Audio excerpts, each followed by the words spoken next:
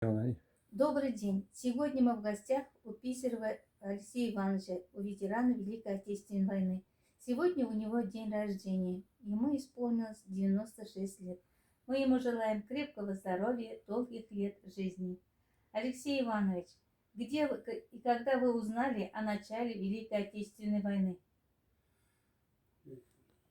Где вы узнали о начале Великой Отечественной войны? Где вы были?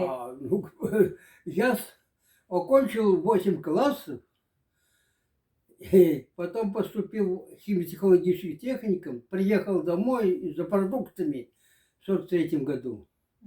И тут как раз идет набор, товарищей уже в военкомат вызывают. Ну, я тоже решил с ними тоже поехать, тоже защищать Родину. Пошел в военкомат и заявление написал. Я ухожу добровольно. И сколько вам было лет? А? Сколько вам было лет? 17. 17. Ну, отправляли меня в последнюю очередь. Все уставляли, опять вертались, у силачей приеду, опять верну. А потом вот создали команду, увезли в Казань. Там в Казани опять распределили, сколько надо. В училище, в танковое училище попал. Учился на танкиста, танководителя. А где вот первое место, вот вы приехали же, и куда вас направляли? Где? На войну. Какое место вот первое? Ну, нас, когда мы закончили учебу на танкиста, в общем, был приказ, видят нас, 17-летние мальчишки, погрузили в самолет и отправили на восток. Заменить старых вояков, их на фронт, а нас на их место. Сразу на Японию мы-то. На границе Японии стояли. Ждали. Ведь Япония была готова напасть тоже. Ждали приказа Гитлера.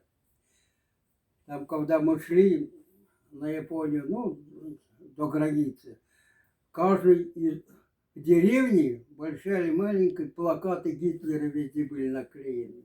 Очень уж, боялись его, наверное, и уважали, не знаю. Нам не пришлось воевать много. Были участки боевые такие, стреляли, убивали. Приказ такой был, что огонь не открывать до особого указания. Прилетел Малиновский, Булганин, прямо на самолете прилетели в Японию, в военный гарнизон и объявили ультиматум японской армии. Командир, умный человек, дал команду оружие сложить. Вот, мы окружили их всех и они стали сдаваться. На этом, когда они сдались, все закончили. Пошли обратно. Вот нас отогнали уже в город Улан-Удэ.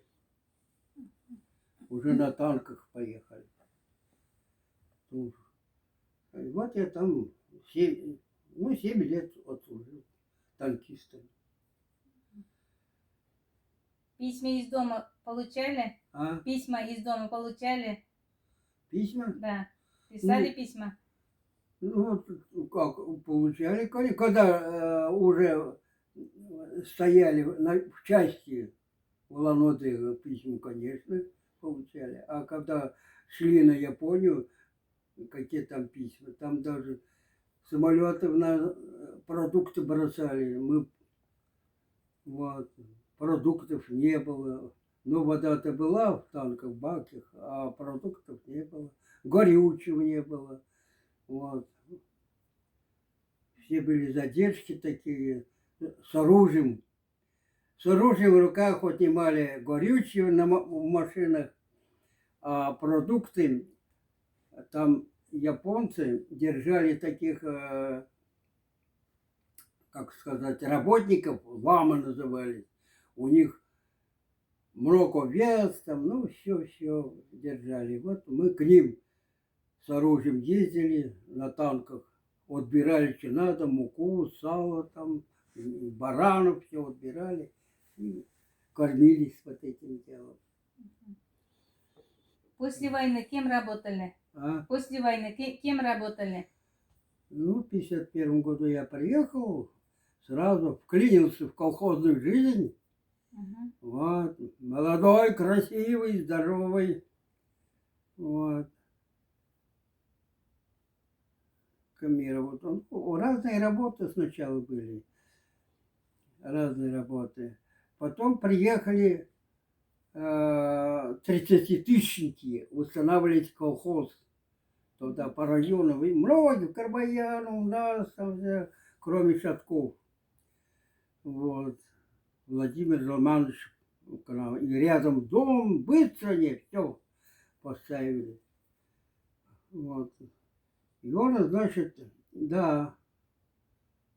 А когда МТС образовался еще, здесь, в Носах, Мгм.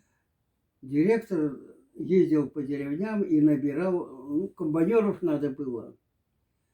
И вот нас из деревни, он троих, меня, еще 2 человека тоже уговорил, и мы в Варварское училище, там на комбайнах учились тоже.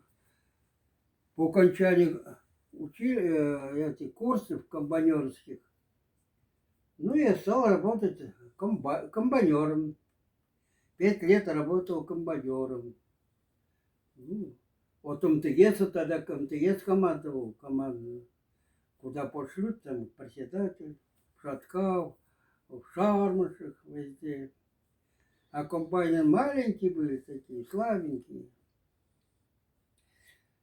Потом вот этот председатель, когда приехал и говорит: Алексей Иванович, ты давай комбайн угони на территории МТС, не сдавай ничего, я договорился уже с директором. Ты мне будешь работать помощником, как маленький агроном. Мне надо зерно в Телечью отправить, там на скорость, на 40. Ну, он меня забрал, и я согласился. И вот поработал год, что ли, я с ним как заместитель. И тут прислали девушку, агроном уж настоящего. Меня освободили.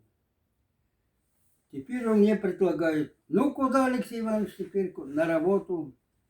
Давай заведующий фермой, силофермой. Я говорю: нет, никакой не поеду. Тогда еще место есть, давай пчеловодом. И вот 7 лет работал на пасеке колхоз. Ну, правители меняются, работаю, председатель новый приезжает, Шатковский. Угощали хорошо, и медом уж, аппетит у него был. Вот. И говорят: Алексей Иванович, ты ведь не на месте работаешь. Ты здоровый молодой мужчина, а у нас грузчиков нет, мужчин не хватает там.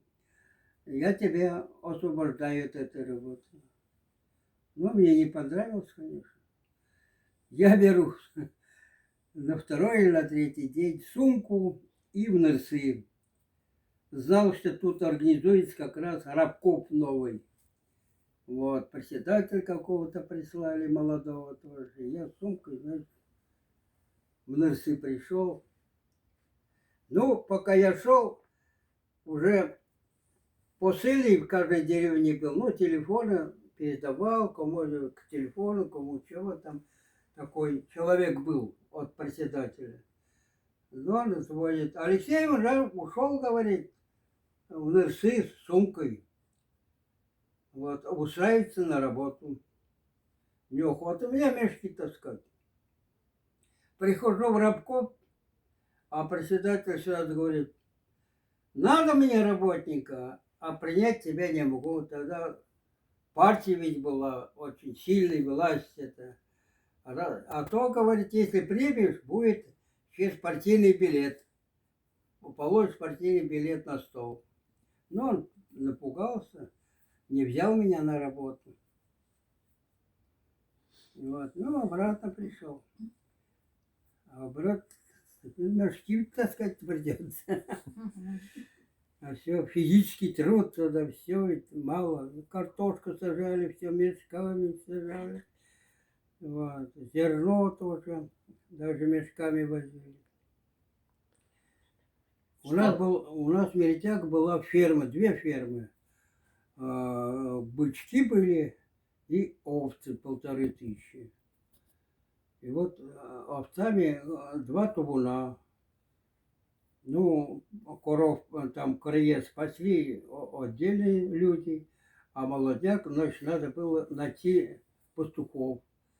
И у меня сват этот был пастух, коренной пастух. Вот ему поручили, значит, спасти этих молодняк овец. И он меня уговорил, давай, говорит, вместе будем пасти. Мешки таскать не будешь. Ну, я согласился. Вот. Лето уж почти заканчивалось, пошли, все нормально было. И этот же председатель приезжает в поле и говорит, Алексей Иванович, давайте гоните сегодня раньше, табун будет бригадное собрание. Вот, нам нужно, ну, будет бригадное собрание. Какой вопрос, он не сказал. Ну, пригнали, обрадовались, конечно. Собрались в клуб, все объявили. Вот. И он объявил, вот нам нужны бригадиры вашей бригады. Я предлагаю вот Алексея Ивановича. Ну, все за. И вот поставили меня бригадиром. Вот. Я работал бригадиром, как у комплексной бригады 20 лет. Ферма, поля, тракторов много было. Вот, работал. Потом, ну, в общем, до пенсии. До пенсии работал бригадиром. Устал, конечно, потому пьянка была просто. Утром идешь наряжать, тракторист трезвый. До работы пока едет, уже выпил. Самогон. Ну, там его приглашает, вот надо туда съездить, то-то провести, ну, стакан выпить. Вот такая шоу. Что вы хотите сказать молодому поколению? А? Что вы хотите сказать молодому поколению? Ну, я вам, конечно, посоветовал, как сказать, заниматься больше спортом. Вот. Спорт это дает закалку на все, меньше будешь болеть, учиться и честно работать. Спасибо вам большое. Да.